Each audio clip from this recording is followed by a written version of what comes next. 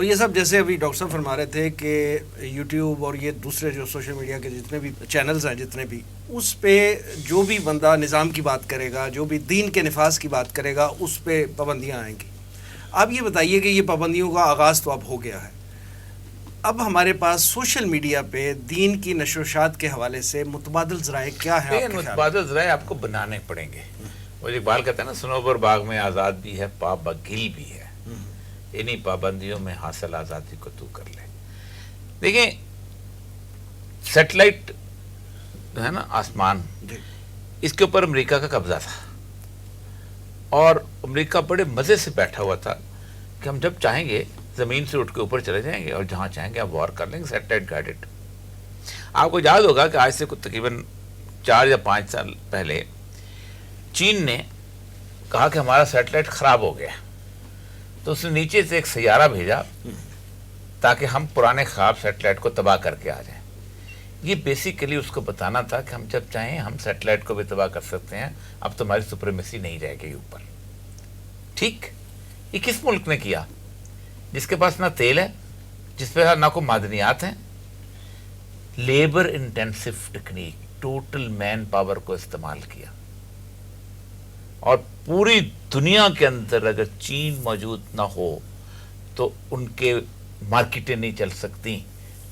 کیوں امریکہ ایکشن لیتا؟ 70% چیزیں جو ہیں وہ لا کے، وہ $10 کی شرٹ جو ہے وہ $100 کی تو نہیں خریدیں گے نا، خود بنا کے بیچیں گے.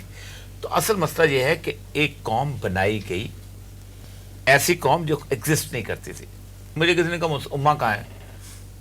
میں نے کہا تم حکمران کو امت نہ کہو، مجھے دنیا میں کوئی ایک قوم بتاؤ کہ بندہ پیدا ہو یمن میں، بندہ پیدا ہو مصر میں، بندہ پیدا پاکستان، لڑے جا کے چچنیا میں، موت آئے اس کو بوسنیا کے اندر، شہادت وہ حاصل کرے کشمیر کے اندر. کوئی ایسی قوم ہے دنیا کے اندر؟ اس کا مطلب کہ امت ایگزسٹ کرتی ہے. بالکل صحیح. ہم نے امت کو اکٹھا کرنے کی کوشش ہی نہیں کی. ایک بات تو یہ تلوار پہ نہ کرے، اس پہ کوئی روک کے مجھے دکھائے.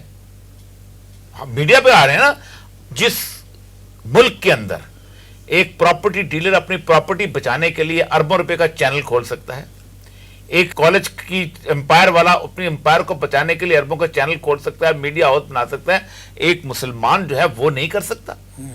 کیا اسلام کی حیثیت جو ہے پراپرٹی ٹائکون سے بھی کم ہو کے رہ گئی ہے؟ کون ہے اس وقت پاکستان کے اندر 80 چینل چلا رہے ہیں؟ اس کا مطلب ہے کہ وہ کر سکتے ہیں تو آپ بھی کر سکتے ہیں. پھر سیٹلائٹ تو اب ایسی چیز رہ ہی نہیں گئی کہ آپ نہ بنائیں. یہ جو سٹار پلس کا آپ دیکھیں، انہوں نے ہانگ کانگ میں جا کے اس کو بلٹ اپ کیا تھا. پھر ہوا یہ کہ لوگوں نے سٹار پلس کے سیٹلائٹ کے اندر انہوں نے کرائے پہ بھی دینا شروع کر دیا. کوئی اتنا مشکل کام ہے؟ اور ٹیکنالوجی جو ہے، اب دیکھیں ٹیکنالوجی ساری کی ساری جو ہے یہ کسی کی پراپرٹی نہیں ہوتی. جو بات کی تھی لکھوی صاحب نے، بدر کے اندر جب صحابہ گئے تھے تلواریں بنتی تھیں شام میں، اور شام کس کے انڈر تھا؟ رومنز کے انڈر. گھوڑے آتے تھے یمن سے. یمن کہاں تھا؟ ایرانیوں کے انڈر. ٹھیک ہے، یہاں تک کہ چادریں تک نہیں تھیں اپنی بنائی ہوئی. سکے جو تھے نا وہ رومنز تھے.